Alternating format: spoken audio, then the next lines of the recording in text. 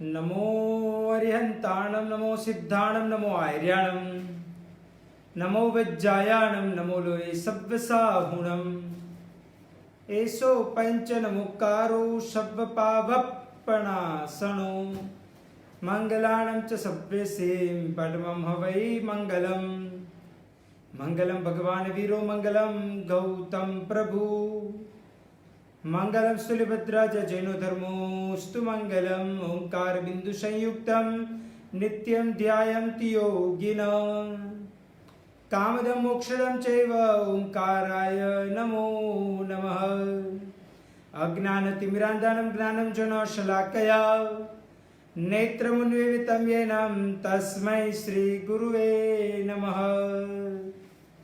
ओम ह्रीं श्रीं श्रूं श्रूं हम सम थ थ थ ठ ठ सरस्वती भगवती विद्या प्रसादं कुरु कुरु स्वाहा। धर्म जिज्ञासु भाई और बहनों, पिछले 2 दिन से जिसकी हम बात कर रहे हैं, वैसे ज्योतिष शास्त्र के मुताबिक जो मुहूर्त प्रकरण के अंतर्गत प्रतिष्ठा, अंजन शलाखा इत्यादि का जो विशिष्ट मुहूर्त निकाला जा सकता है, उसकी चर्चाएं हम कर रहे थे। भाग्यशाली, एक चीज विशेष करके ध्यान रखना कि अगर अच्छे और श्रेष्ठ मुहूर्त में परमात्मा का अंजन शलाखा प्रतिष्ठा की क्रियाएं अगर होती है तो जीवन काल के अंतर्गत व्यक्ति खूब आगे बढ़ सकता है। व्यक्ति के जीवन में अधिक से अधिक चढ़ती होती है। अच्छे और श्रेष्ठ मुहूर्त में परमात्मा विराजमान हुए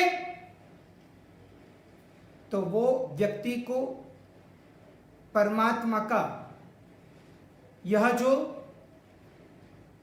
विराजमान होने का श्रेष्ठ मुहूर्त के कारण उनके जीवन काल में, उनके पूरे परिवार में सुख, समृद्धि और लीला लहर होता है। भाग्यशाली, कोई भी साधु साध्वी भगवंत हो, वो अंजन शलाखा और प्रतिष्ठा का मुहूर्त तो अच्छा और श्रेष्ठ ही निकालते हैं, परंतु वो श्रेष्ठ और अच्छे शुभ मुहूर्त में यह कार्य होना बहुत जरूरी है। कई बार ऐसा भी होता है कि मुहूर्त तो अच्छा निकाला जाए, समय भी श्रेष्ठ निकाला जाए, परंतु श्रेष्ठ समय में कई बार काम नहीं हो सकता, यानी कि कोई ना कोई बेदरकारी के कारण ऐसा हो जाता है। परंतु ध्यान में रखना कि हमारे हिसाब से कभी भी मुहूर्त आता नहीं है। कई लोगों को ऐसा होता है कि हमारी इच्छा के अनुसार मुहूर्त आए, परंतु हमारी इच्छा के अनुसार कभी मुहूर्त नहीं आता। मुहूर्त के हिसाब से हमें चलना चाहिए, तो ही हमारा कार्य वो उत्तम और श्रेष्ठ बन सकता है, सफलताएं मिल सकती है। आजकल के जमाने में कई लोगों को देखते हैं तो वो कहते हैं कि ये दिन को और यही समय के ऊपर आप मुहूर्त निकालो, परंतु भाग्यशाली वो हमारे हिसाब से थोड़ी मुहूर्त आएगा। मुहूर्त के हिसाब से हमें कार्य हम करते हैं तो वो कार्य में सफलताएं जरूर मिल सकती है। भाग्यशाली, जिनके गुरु मंदिर में, जिनालय में, जिन बिंब की अगर अच्छे मुहूर्त में, श्रेष्ठ मुहूर्त में, जैसे जय शासन में ज्योतिष की दृष्टि से बताया गया है, इस प्रकार अगर समझ लो कि प्रतिष्ठा आदि वगैरह का कार्य होता है, तो वो कार्य हमें अजब गजब की लाजवाब सफलताएं दिलाती है, जो शायद हमने सोचा भी ना हो। ऐसी सफलता ये ज्योतिष शास्त्र के मुताबिक मुहूर्त से वैसी सफलता मिल सकती है और परमात्मा की कृपा से मिलती है। तो भाग्यशाली अच्छे मुहूर्त में इस प्रकार का कार्य करना चाहिए। अभी हम देखते हैं कि जैनों के अंदर एक पंचांग जो मान्य किया गया है, जो पंचांग का नाम है जन्मभूमि पंचांग, जो मुंबई से प्रस्तुत होता रहता है। वह जो जन्मभूमि पंचांग के मुताबिक जिन बिंब आदि वगैरह की प्रतिष्ठा करनी हो, तो ग्रह कौन से स्थान के ऊपर शुभ माने जाते, वो जन्मभूमि पंचांग के मत के अनुसार कुछ इस प्रकार है। उसको भी हम एक बार देख लेते हैं। कहा गया है कि सूर्य 10वें और 11वें स्थान के ऊपर हो तो वो शुभ माना जाता है। चंद्र 7वें, 10वें, 11वें और 12वें स्थान के ऊपर शुभ बोला गया है। मंगल 3रे, 6ठे और 11वें स्थान के ऊपर, शनि और राहु भी वैसे ही 3रे, 6ठे और 11वें स्थान के ऊपर, बुध और गुरु 8वें और 12वें स्थान के अलावा कोई भी स्थान के ऊपर, और शुक्र 6ठे और 7वें स्थान के अलावा कोई भी स्थान के ऊपर वो शुभ जन्मभूमि पंचांग के मुताबिक कहा गया है। भाग्यशाली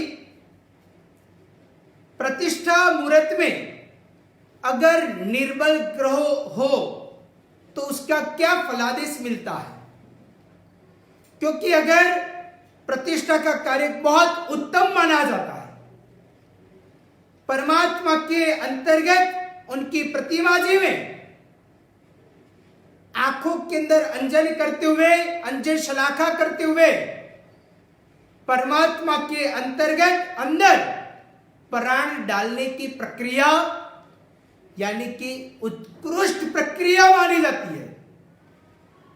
वह मूर्ति में से साक्षात परमात्मा बन जाएंगे। हमारी जो भी मनोकामनाएं वो उनके द्वारा परिपूर्ण होने का प्रयत्न होता है।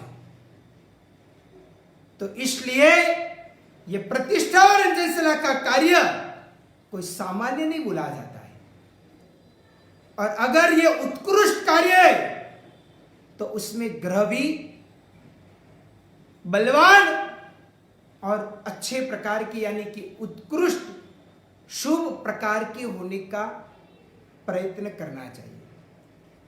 अगर समझ लो कि प्रतिष्ठा की कुंडली में, प्रतिष्ठा समय की कुंडली अगर निकाला जाए, वो समय काल में अगर ग्रह निर्बल हो तो उसका क्या फल मिलता है, तो बोला जाता है कि अगर प्रतिष्ठा की कुंडली में सूर्य निर्बल हो तो श्री जिनेश्वर प्रतिमा जी भराने वाले और प्रतिष्ठा कारक यानी कि जो प्रतिष्ठा को सिंहासन के ऊपर स्थापित करने वाले हैं, उन श्रावकों के लिए वो अशुभ माना जाता है। अगर समझ लो कि प्रतिष्ठा की कुंडली में चंद्र निर्बल हो तो प्रतिष्ठा कारक जो गुरु भगवंत होते हैं उनके लिए और प्रतिष्ठापक जो श्रावक होते हैं उनके लिए भी अशुभ माना जाता है। अगर प्रतिष्ठा की कुंडली में शुक्र निर्बल हो तो धन संपत्ति की हानि होती है। कहीं कहीं लोगों को मन के अंदर यह रहता है कि हमारे घर में प्रतिष्ठा हुई और हमारी पढ़ती होने लगी। भाग्यशाली एक चीज याद रखना, कभी भी परमात्मा की कृपा से चढ़ती ही होती है। परमात्मा हमारे घर पधारे और हमारी पढ़ती होती है, वैसा कभी नहीं होता है।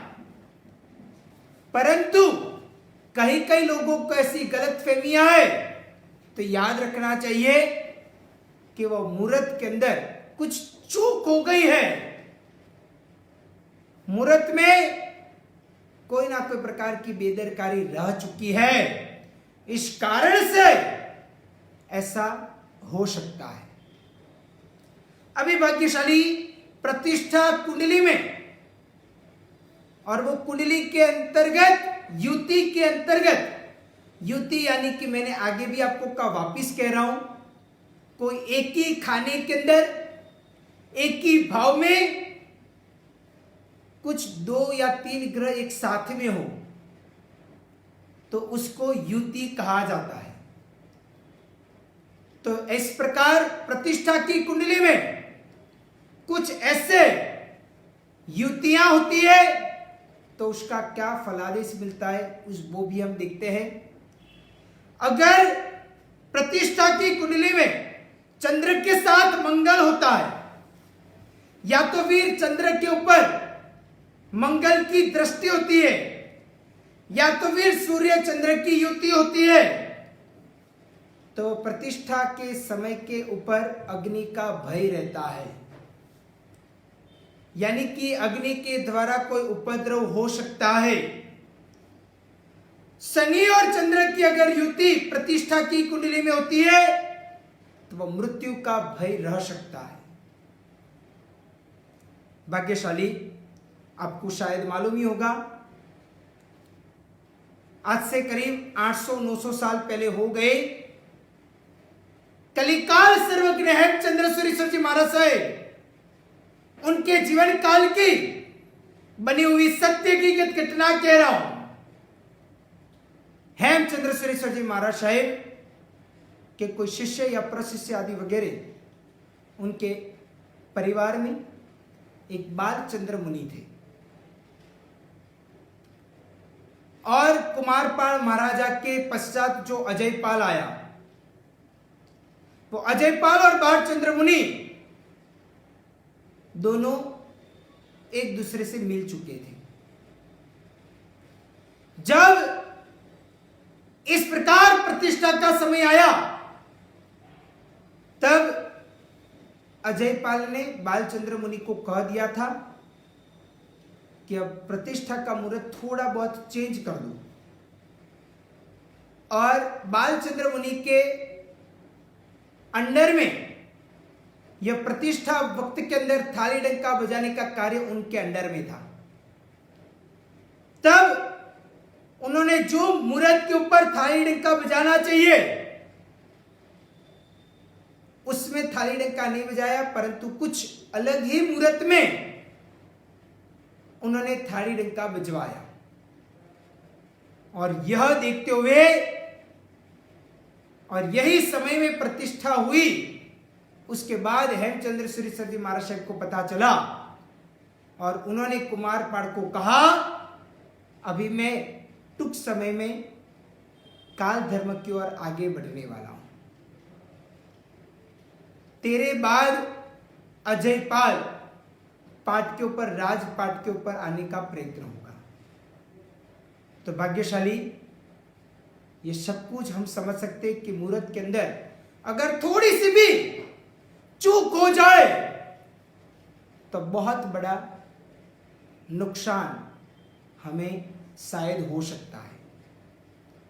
इसलिए कोई भी प्रकार का मुहूर्त हो, वो मुहूर्त के ऊपर चलना बहुत जरूरी है। कई बार व्यक्ति मुहूर्त लेने के पश्चात वो मुहूर्त के हिसाब से न चलते हुए कई बार ज्योतिषियों को, मुहूर्त निकालने वाले जो होते उनके ऊपर वो निंदा करने का प्रयत्न करते हैं, परंतु खामियां खुद की होती है। और दूसरे के ऊपर ढोला जाता है। तो भाग्यशाली, अगर दीक्षा का भी मुहूर्त हो, अंजनशला का प्रतिष्ठा का मुहूर्त हो, चतुर्मास प्रवेश का मुहूर्त हो, या तो फिर गृहस्थ को शादी विवाह वगैरह का मुहूर्त हो, नूतन घर में प्रवेश करने का मुहूर्त हो, ऑफिस का मुहूर्त हो, इत्यादि कोई भी प्रकार का मुहूर्त हो, परंतु वो मुहूर्त के हिसाब से चलना अत्यंत आवश्यक बोला जाता है। अगर जो व्यक्ति मुहूर्त के समय के ऊपर चलता है तो वह श्रेष्ठ मुहूर्त उनको आसानी से सफलता दिलाने का प्रयत्न करता है।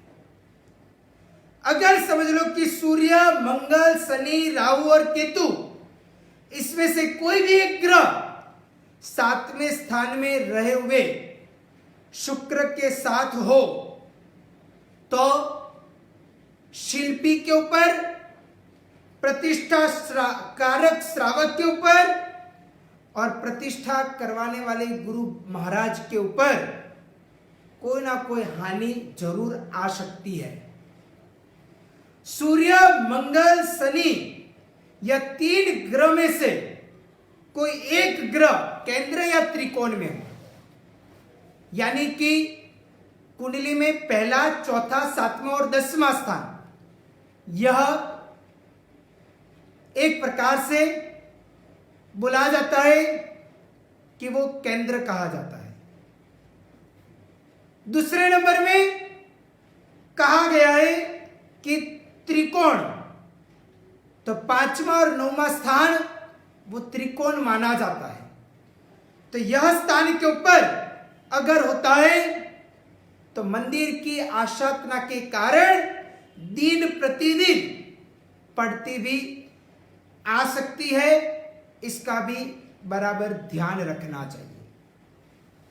अभी देखते हैं ध्वज दंड की स्थापना, ध्वजारोपण का मुहूर्त किस प्रकार होना चाहिए।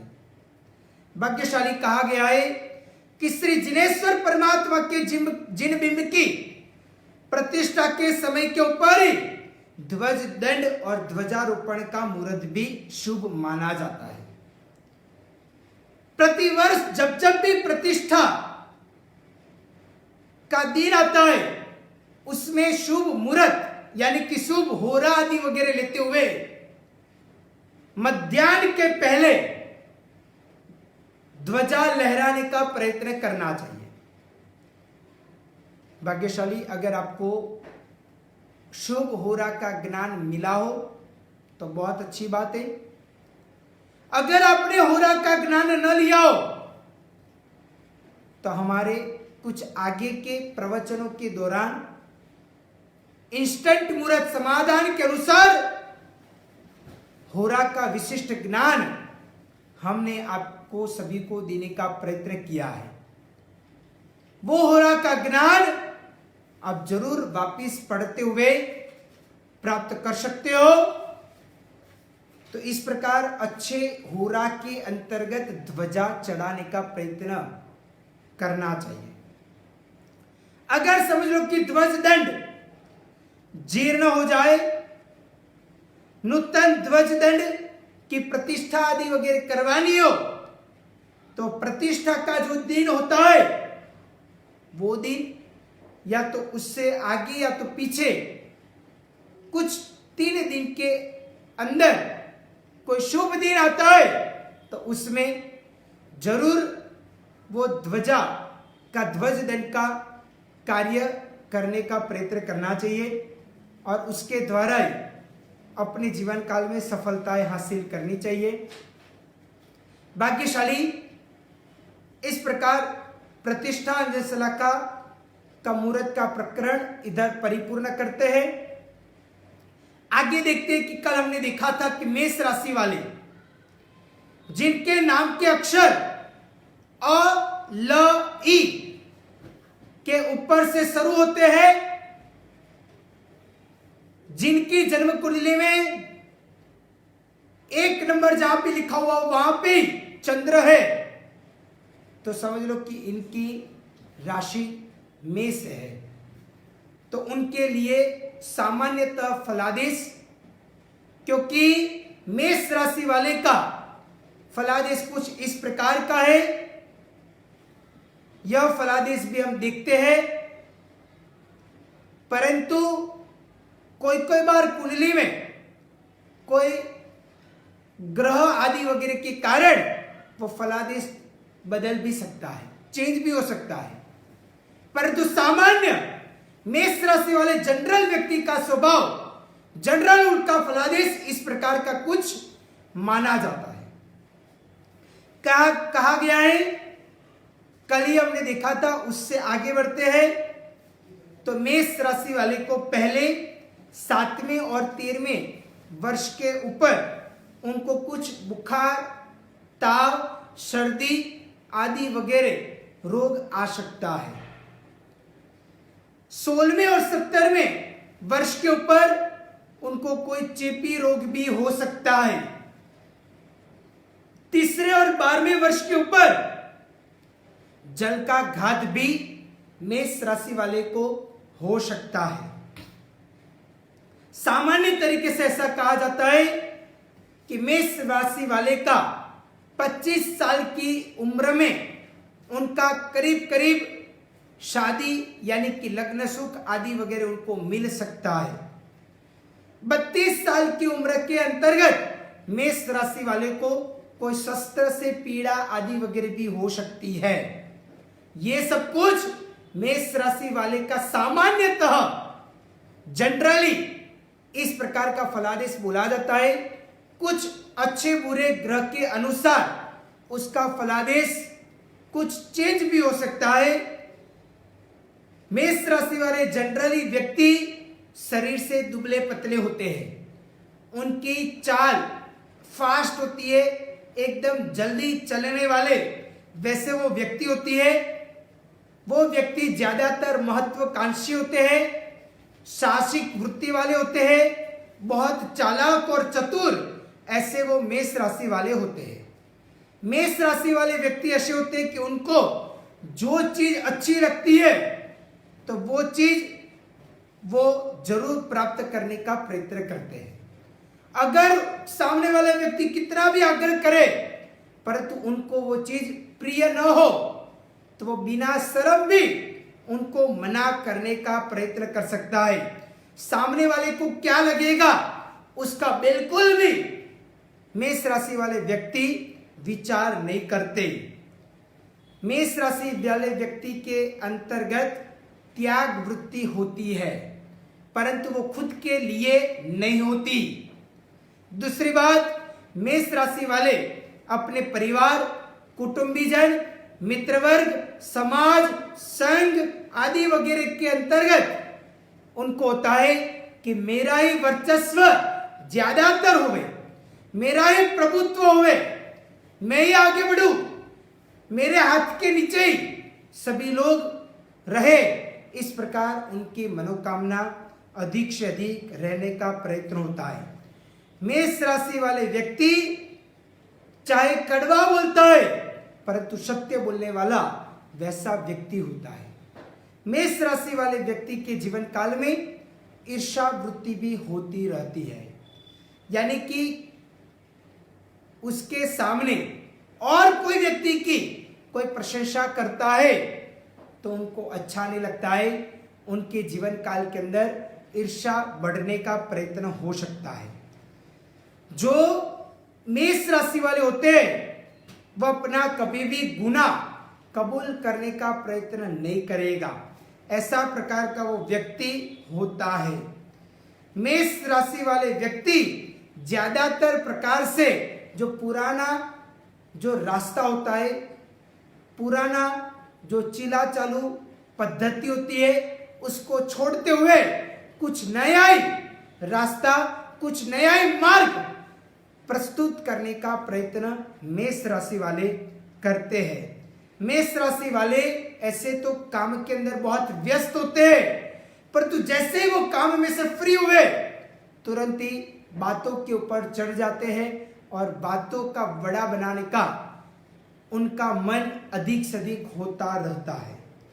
मेष राशि वाले जो होते हैं उनका कार्यक्षेत्र बहुत विशाल कायमी होता है, परंतु वो व्यक्ति ज्यादातर कोई बिजनेस और नौकरी आदि वगैरह के अंदर अधिक से अधिक टिकने का प्रयत्न नहीं करते। वो बारी बारी से नौकरी बिजनेस आदि वगैरह चेंज करते रहते हैं। मेष राशि का संबंध स्टील से, बिजली आदि वगैरह से, रसायन शास्त्र आदि वगैरह से है। तो वैसे प्रकार के कार्य क्षेत्र में अगर मेष राशि वाले व्यक्ति जाता है तो उनको बहुत अच्छी सफलता और यश जस कीर्ति मिल सकती है।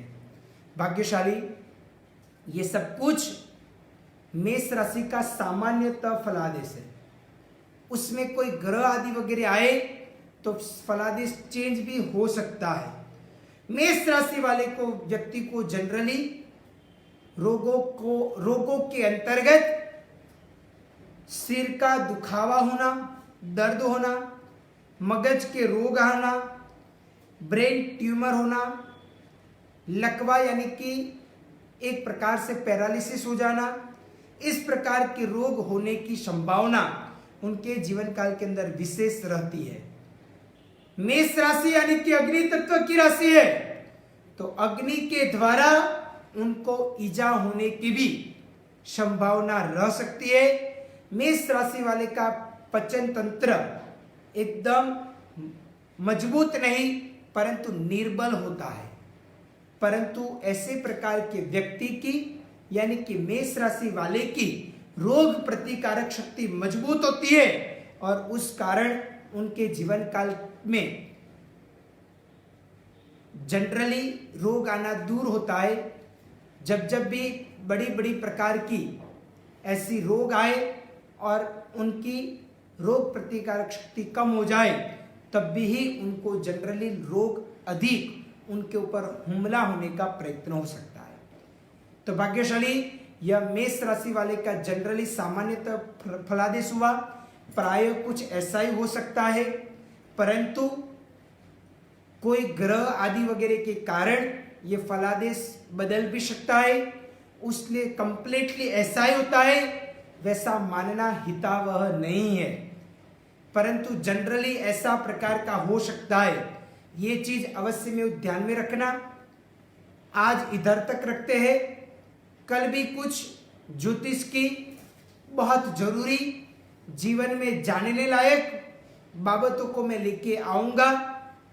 और भाग्यशाली कल और एक राशि वृषभ राशि के अंदर हम प्रवेश करेंगे। वृषभ राशि वाले जिनका नाम के अक्षर है ब, व, उ, उन व्यक्तियों का सामान्य प्राय करके फलादेश क्या होता है उसके बाबतों की चर्चा हम कल के सुबह के प्रातः 10 बजे के प्रवचन के दौरान देखेंगे। आज इधर तक रखते हैं। वितरा की आज्ञा विरुद्ध कुछ भी बुलाओ तो मिच्छामि दुक्कडम। सर्व मंगल मांगल्यम सर्व कल्याण कारणम प्रधानम सर्व धर्माणाम जैनम जयति शासनम।